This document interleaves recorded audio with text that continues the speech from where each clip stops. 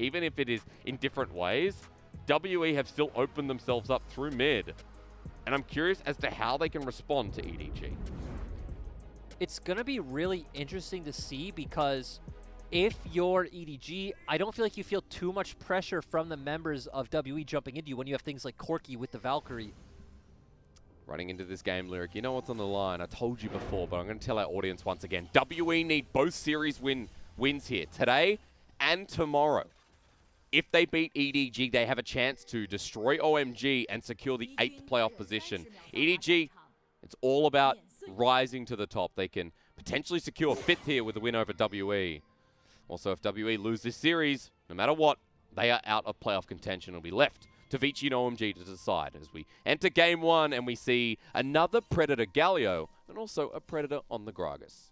Yep, Predator Gragas is fine, right? Has a lot of gank potential and pressure, so can have a lot of options with where you can go in these lanes. Honestly, you could pretty much gank any of the 3 coming out from WE.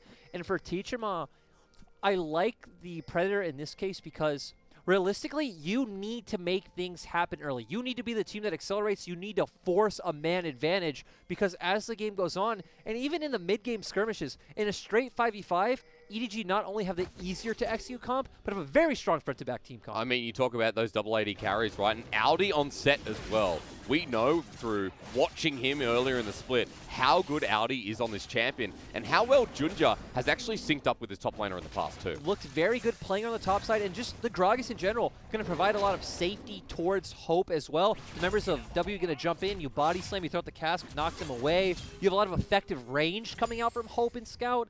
And the thing for W that I'm afraid of is we've seen Suning run this composition so many times.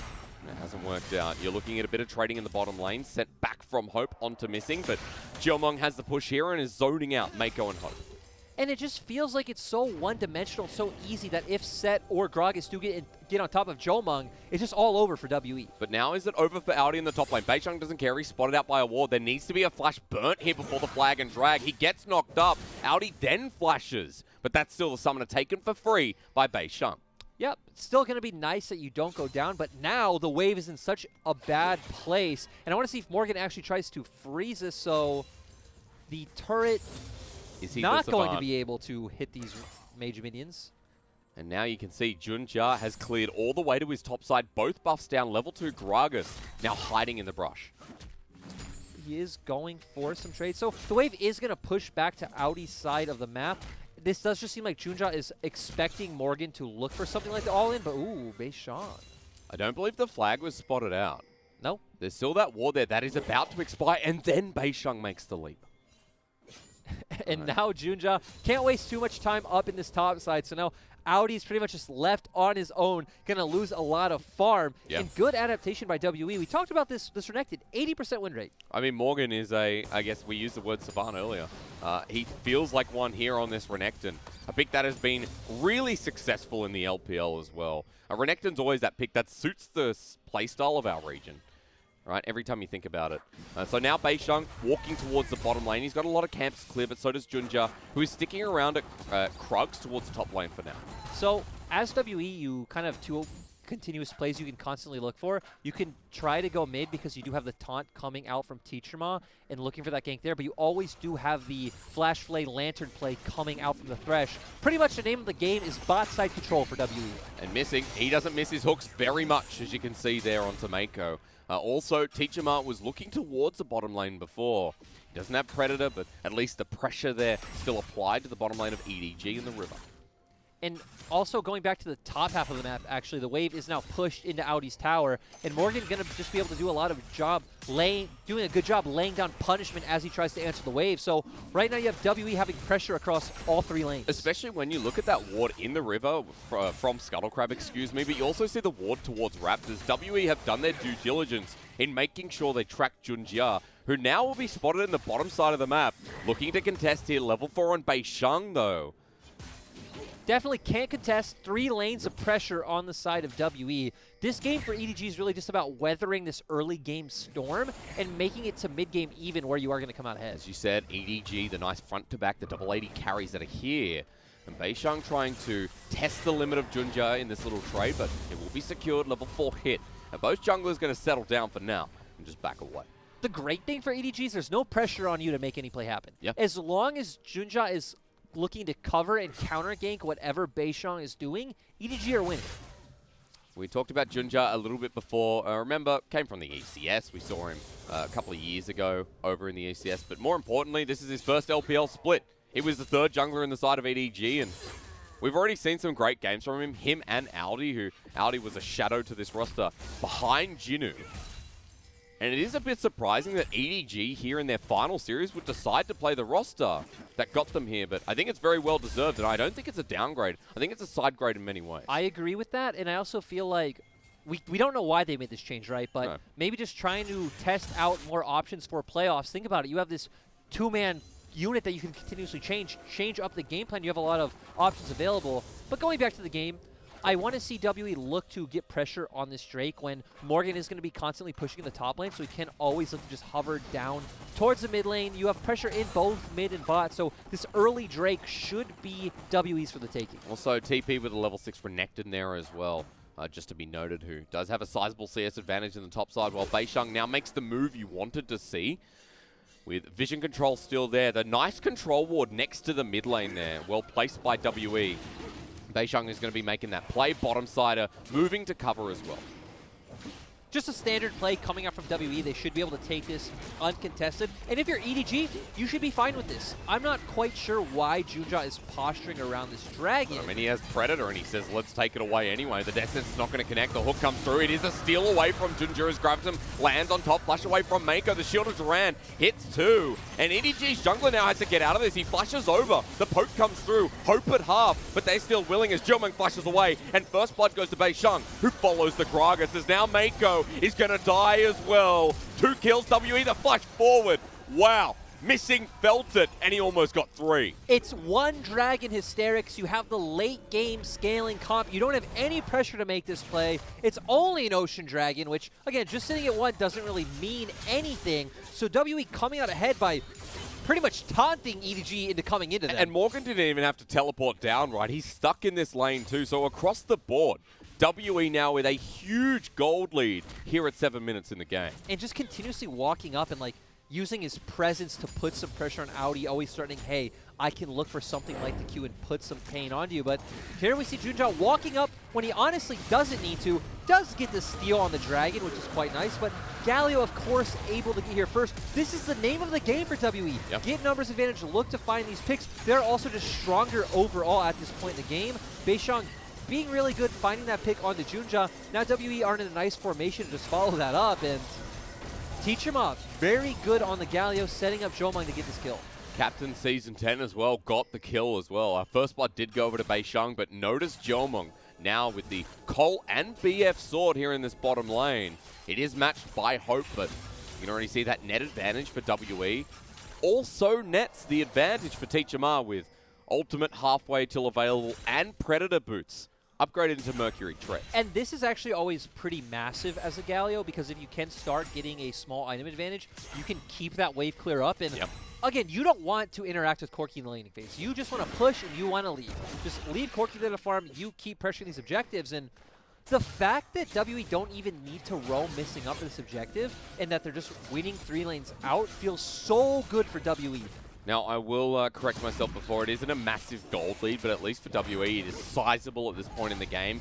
And seeing the Rift Herald go down without a contest, you can see how fast this ball is starting to roll. For the side of EDG, not even towards that first item yet, but nor a WE. However, after this Rift Herald gets placed with turret plating available, expect to see that first item through the lane that it's dropped. And the great thing is they lose nothing for this. Yep. Even the bot lane didn't have to completely roam up. We did see Missing eventually go towards the mid lane. So every member going to get just as much XP and gold as they always have. And we could just see Beishang maybe open the top turret early on, which is going to give Morgan a lot of influence on the map as a whole. There's a bit of turret plating there as well. It's about 20 CS in the lead here with the wave getting cleared away. And Audi really going to be tested here in this first game as Junja is hovering towards bot. Now, there is no Calibrum to poke the brush. Junja's going to back away in the end anyway. Still, things look great for WE, right? Yep. WE are in the driver's seat of this game. Things are not over yet for EDG. They are still in a fine position relative to their composition, about 2k gold behind, which feels acceptable at this point. The thing is, now anticipating where Beishang wants to go with this Rift Herald, which things are going out towards the bot lane. Before we get there, though, because you were talking about scaling on the side of EDG, for a WE, though, at least you can see this point in the game where, like, if they are still far ahead, even towards the later game stage, maybe etching out a fight due to the way that they've started this game off.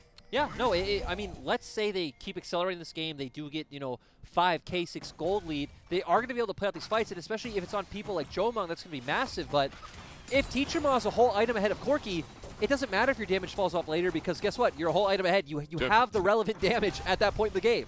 And at this point, that seems like the snowball is still on rolling here. You talked about Beishang going towards the bottom side to bring us back to the game. Beishang right now just clearing out his camps. He's also going to be spotting out this ward here as he walks through the controllers. Ping's going down towards the bottom lane now for Hope and Maker. They have to get serious. Audi in the top side, meanwhile, still getting bullied by Morgan. We talked about his efficiency on this Renekton. I mean, he's showing us here in Game 1 how the matchup should go. At the same time, Audi is kind of slowly getting back into the game, right? We saw a much larger CS lead earlier on, so pick up the Ninja Tabbies. It is a lot more bearable at this point. And Audi should feel fine just continuously absorbing this pressure. Junja has to correct himself after that. Scuttle Crab in front. He says, let's go back now. Morgan's going to be contesting this while pings are getting spam bot. Dragon up in 15 seconds. EDG just give up this Dragon. Now especially since you have the first one. This one doesn't matter at all. Just buy more time. Actually, Junja going for that is on the top side. Okay. Maybe for the play on top of Morgan, who is going to walk back into lane. Audi still has the ultimate available, and Flash Junja has the explosive cask, and yeah, I think spotted out there. We saw Ping come out. Okay. Sad for Junja, but ultimately you're still getting more time on the side of WE. But if you do look for a Rift Herald play right now on mid or bot lane, never mind, they don't want to. Nah. But you know Junja's not there, so he's not going to be able to answer. Oh, WE. A bit more steady, I guess, as Junja says it's time to dive here, Lyric. But we have Corki coming as well. Yeah, does he have package? He doesn't have package, but he's still level 10. This is still a big Corki. Dominus underneath the turret. Audi's tanking for now. Here comes the hero's entrance. The chicken flies as the explosive cask. Not good. We've seen this before. Junja's Gragas. Morgan walked into the lane. He's going to get the healing. Beishang's coming in. That's a 3-man cataclysm. The AoE still great as Audi ends up ulting Beishang. The face breaker okay. With the haymaker smashing down the day. I'm not sure what just happened, but both teams kind of flubbed around. That made no sense. Both teams just walk away.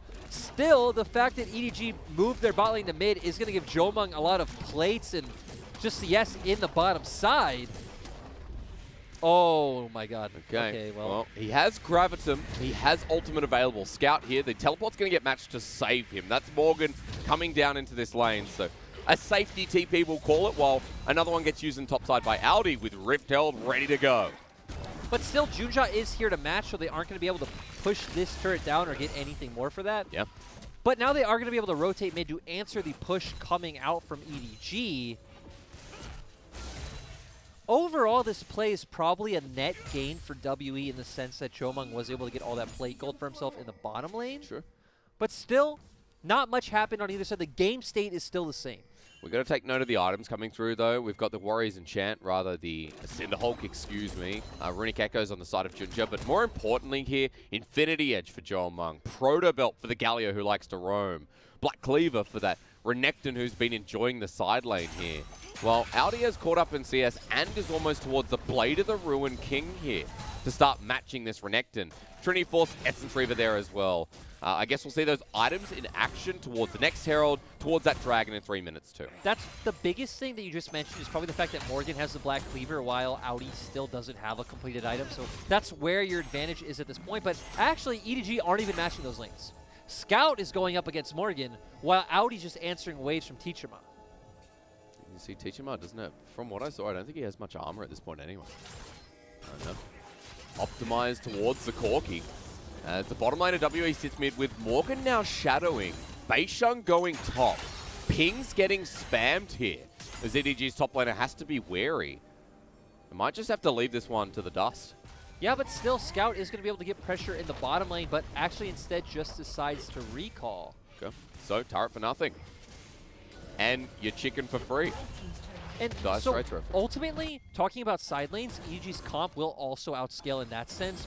Once he gets to play the Rune King set, we'll be able to handle this Renekton no problem. Yep. And Scout will always be able to sit in a side lane and feel very comfortable against the Galio. I mean, if we look at who's probably the most fed on EDG, it does look like Scout at this point. He's got the Trinity Force, he's got Zeal. He's almost towards 2 items here in the Corki build. And seeing the Zeal second as well, instead of something like the IE. And Morgan has no TP for this. So if EDG wanted to force this now, they would have a few second advantage on this fight, but instead playing it by the book, not just going to rush it, going to get the control of mid first and try to set up some vision. I guess they're also scared of the fact that Teachama does have ultimate available and Galio can come in from anywhere, anytime.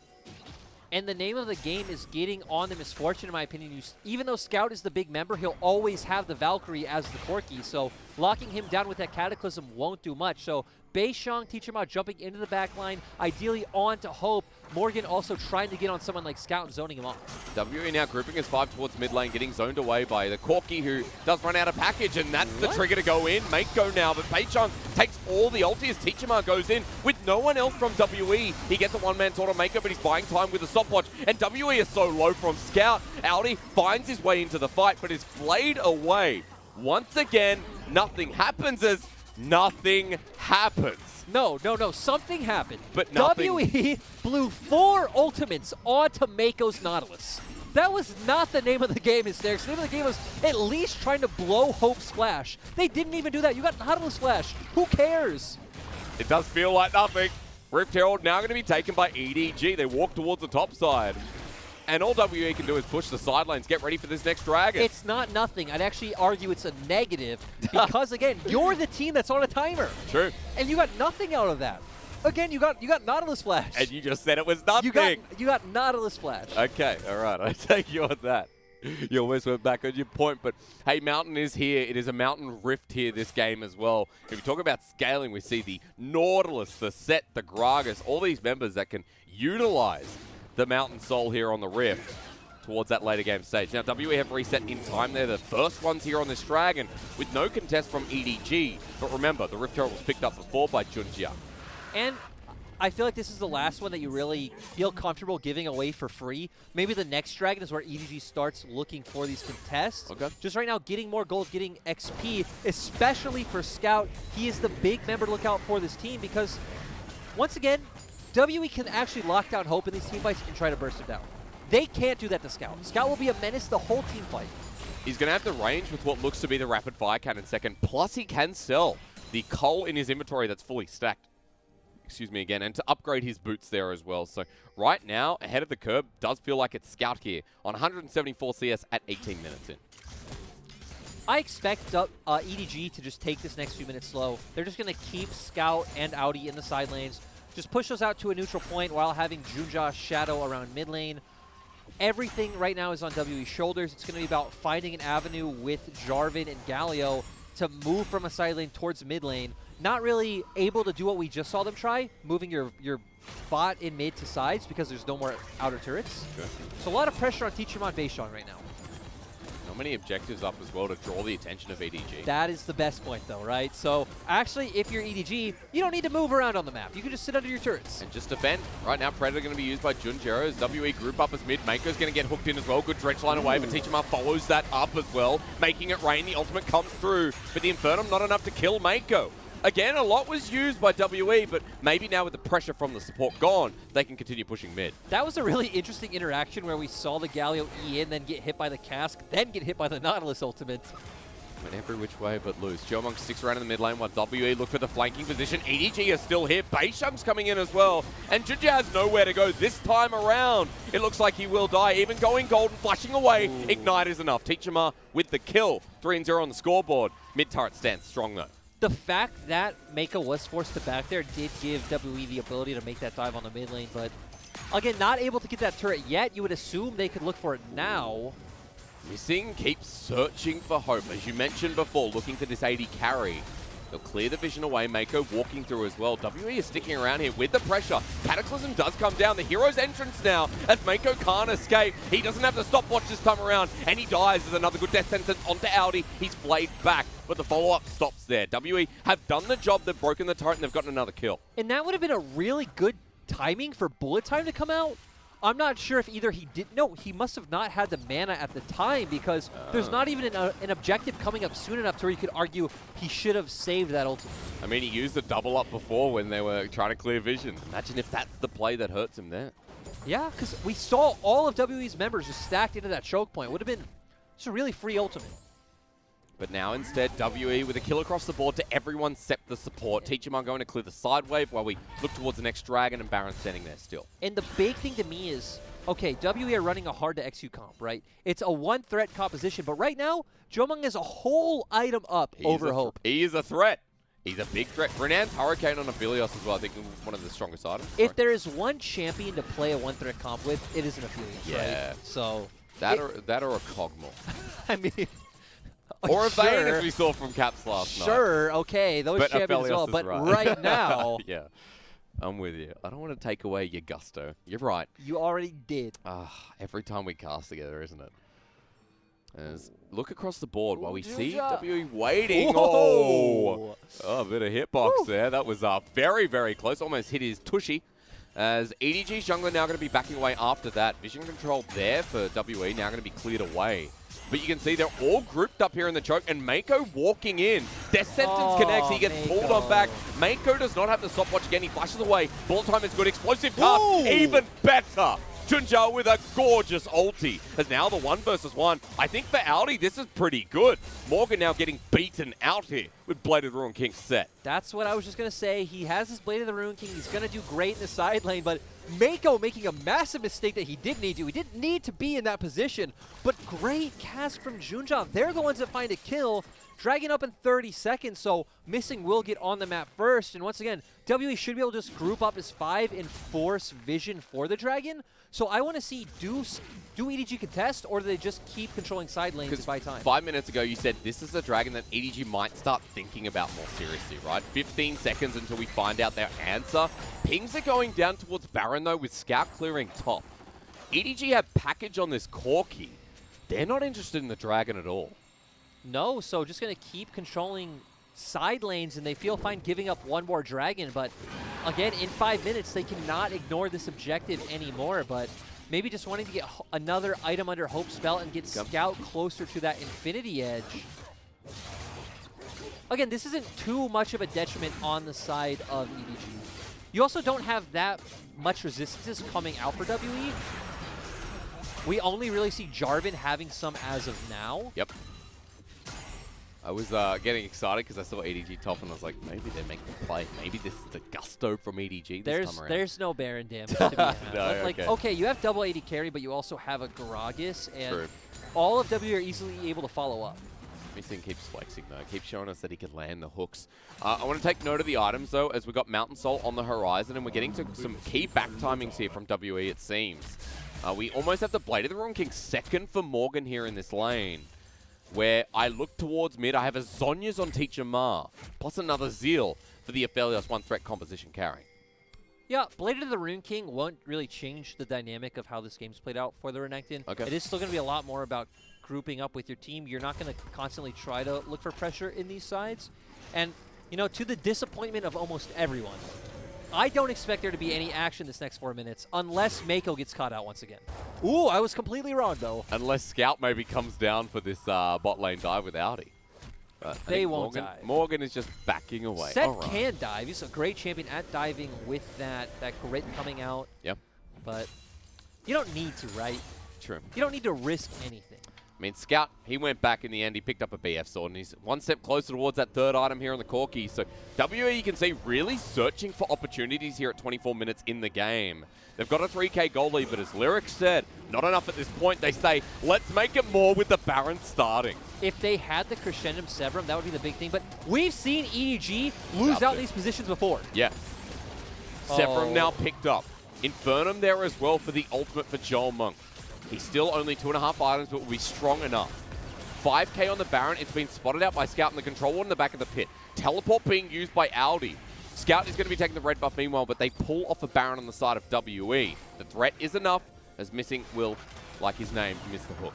The thing that's decent for the side of EDG is despite the fact that Audi to blow that TP, WE can't really force that play. Ooh. Yeah, close. The flag and drag gets him away. Doesn't take the Dark Passage from Missing. They poked him down. That was a lot of the Corky damage we're talking about, as Missing thought Mako would walk forward on that one. Still, now EDG are the ones who get mid-control and can try to translate this into Vision and topside River.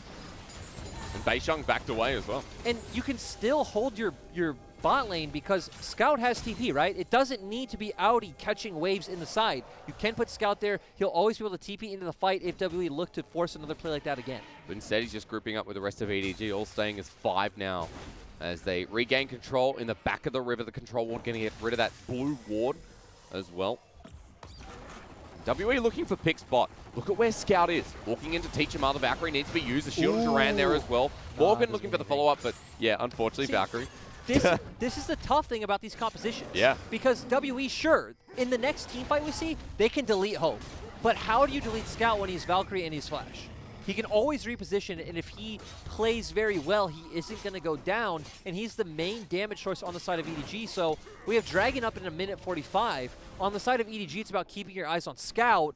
For WE, it's really going to be about Beishang, Teachama, and even Morgan, in my opinion, because Morgan kind of needs to play this zoning role from Scout while the other members focus on Hope. And to echo the note about Scout, I'm still waiting for that IE, and if he gets the IE in the next fight, I mean, that's going to be huge. Minute 30 until Dragon comes up. The Mountain Soul on the horizon for WE. And before that time, Jomong has now picked up the Phantom Dancer as well. And Blade of the Ruined King being finished for Morgan. Note that, while keep your eyes on Scout, we need to see in the next minute if that third item finally comes through. Also want to see when his package will be back available. That's true. Because that'll be massive in any objective fight. Ooh, we have Severum once again. But it's about to run up from Jomong. Goes into Crescendum, and we do it again. Good hook here onto Mako. They're going to follow it through. Missing, drops down the boxes. Teachama with a legendary flank. Yes, been spotted out. Here comes Shield of Duran. It hits onto 2. Beishang's all in, but the bullet time in the choke almost deletes this jungler. But Ophelia says S10. Morgan says S5 or whatever he came out as they jump into the back line. EDG lose one, but Audi with the massive flank himself. And WE left stranded here. Hope flashes away, survives, and Teachama, the only one standing here, is looking to find something. But he gets pulled back in, and Hope says, it's me again, with the final kill of the battle. That fight was so good from Audi. Scout went down. He's their main damage dealer. I didn't even actually see how Scout went down. Things were looking good for W with Morgan able to come in full HP on the Dominus, but Audi hit so many great haymakers, and Hope as well doing such a good job positioning to stay alive that fight. They're going to get the Dragon they need. You can see why EDG had Audi's set banned against them so many times when he was playing top. If Beishang can steal this, that would be a legendary move. Great. He survived after the fight. Now looking for the engage, the smite 45. And he's dead. Dragon denied. No. Junja smited too early. Beishang didn't even smite. That could have been Beishang's Dragon. 45 HP. And I believe it's Q by W or an E. So, yeah, now EDG are in this game. Still well, 1.5k gold disadvantage. But look at Scout now, has an IE. Hope accelerating with so much gold in his pocket from these fights. And Audi so monstrous on this set. Like you said before, we can see why it's his most played champion. Now on the note of Scout, even though he died in that fight, now he has that IE we were looking for. Poke damage coming out of WE trying to defend this mid lane. But EDG have priority once again. And now at close to 30 minutes with the priority here over Baron. Beishang's not here. Looking to bait in WE. Nope. That is not EDG style. EDG are not one of our decisive teams with swagger. They're gonna play it methodically. They're gonna play it slow. They have a big name coaching staff behind them to put them in their place. We got Heart, Clear Love joining up in the band here with EDG Scout. Scout is really the boy band at this point. Is Beishang jumping in. Now Scout in a bit of a pickle. Death Sentence kited away nicely. The Aphelios comes out. The explosive cast can't stop them from killing Scout as Missing gets a nice play. WE now with the man advantage for 45 seconds. And that's so disappointing when we set up that he's the one that has these survivability tools in his kit, doesn't manage them well, still gets picked off.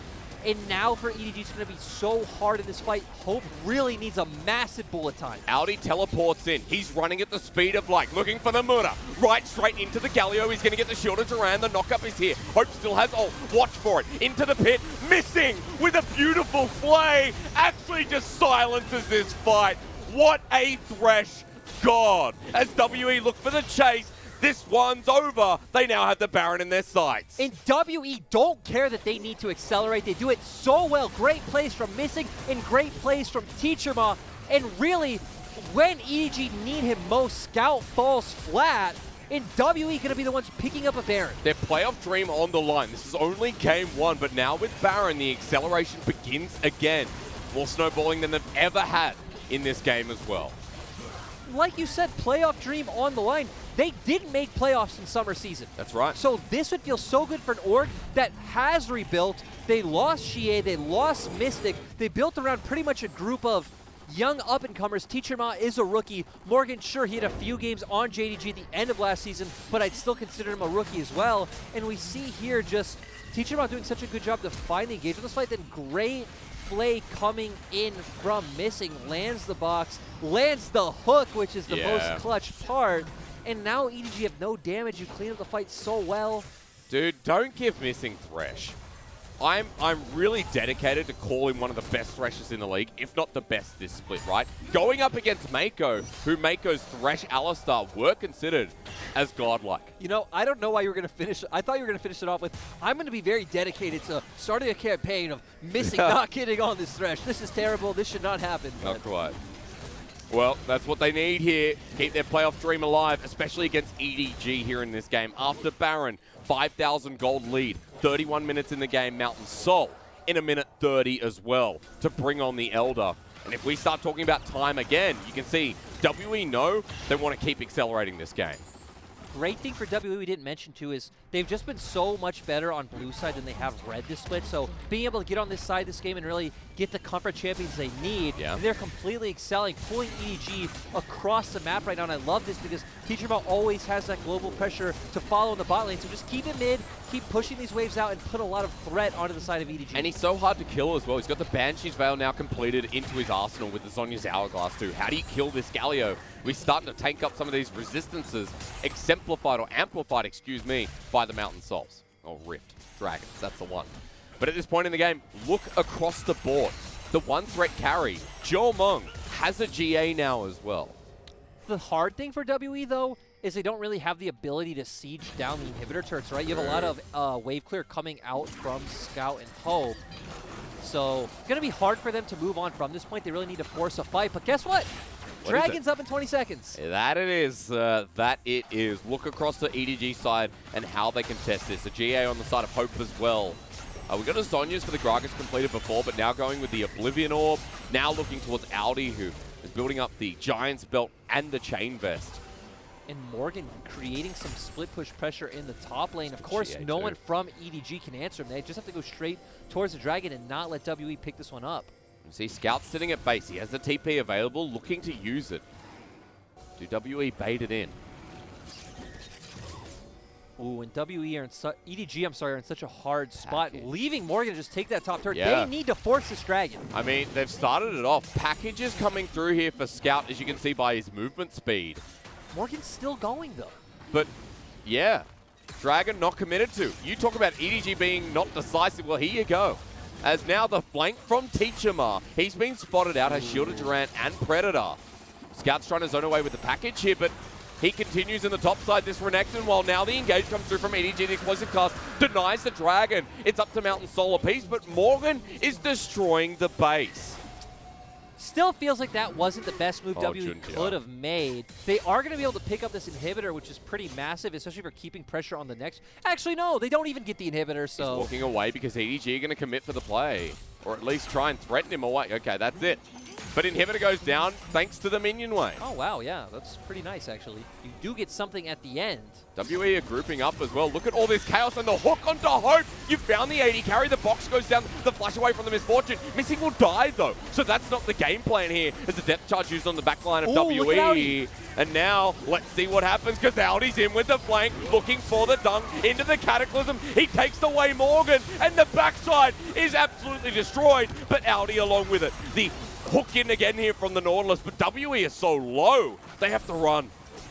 You had a 5v4, you had a great flank coming in from Audi, but the bullet time a little bit too hasty coming out from Hope, and then not having the mana to continue laying out this damage, especially first Scout on the Corki.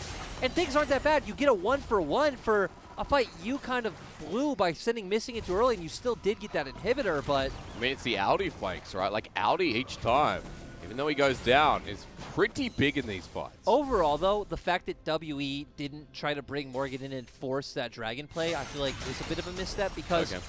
Right, we keep talking about how in the late game, EDG will do fine. They're going to have a ton of damage. They have a good front line. They have multiple damage threats coming out. They have engage. They have disengage. So if they're the ones to get that Mountain Soul against something like the Aphelios really being only the consistent damage from Jomang, sure, Teacher Ma is a big threat at this point, but not going to be reliable in the later stages of the game, which we're at. It's 35 minutes, Hysterics. And we're going to wait 3 more for that Mountain Soul to come up as well. So for EDG's favor, they go, yep, that's fine. We're ready to wait it out and play for that fight because they are now 2 on Mountain Soul point. Jomang is full build, though. Yes, he is. So this Aphelios going to hit hard. I mean, that is the last Whisper turned into the Mortal Reminder here to finish off that build as well. Also, a Rabadon's Death Cap on the way for Teacher Ma. So I'm sure by the time we get towards that next Dragon, that will be complete for the Galio. Now on the side of EDG, you're just doing what you've pretty much been doing all game, right? You're just answering the waves that WE sends into you, so are getting some gold in your pockets. And WE, I want to see if Missy can find one of these great hooks he's continuously landed. And look at Mako, just constantly walking too far forward in the lane, giving Missy these chances to find something like that. I mean, even Bei Shang with the flag and drag, right? We talk about the engaged potential here. Junja with the barrel roll will spot that one out, drops a ward, and now Bei Shang positioning known to EDG. Remember that Baron's still there. The threat from WE very real as pings are going down and Morgan started to group up. Another important thing to keep track of is flashes, right?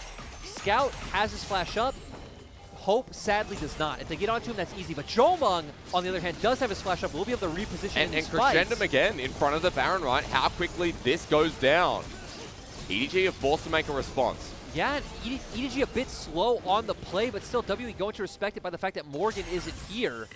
But Morgan getting again once again. I mean, he's just sitting in the split push battle, and EDG, all 5 are spotted out. They're looking to stop the back. The Redemption used to do exactly that. Now on top of the Baron. So while WE might not be exerting the pressure you want to see, Lyric, at least here now, they're forcing EDG to go back and forth. EDG need to pull the trigger on a fight. They need to stop being decisive. Otherwise, Morgan will end. Baron is going to go down to WE. Teleport now coming through for the Renekton that's just split push. Cataclysm here as well. EDG in a choke. They're going to pull back Renekton, but Audi's ult this time is not that convincing. Gets low, dies in the end while Morgan goes into GA. Dark Passage, and he's out.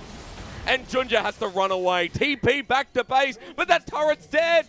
EDG getting pulled across the map, even now with a bare Nexus. Teacher Ma looks for the final play of the game, and WE just as punch Mako. The bullet time doesn't dissuade them. They re-engage. As they find Mako, they're looking for the rest of them. And EDG is set packing, as with this bare Nexus and everything, this game is just done at this point. Flash on top of Scout. He dies in the end, or at least gets close. And WE made them work for that with a good Game 1 win. And experience didn't matter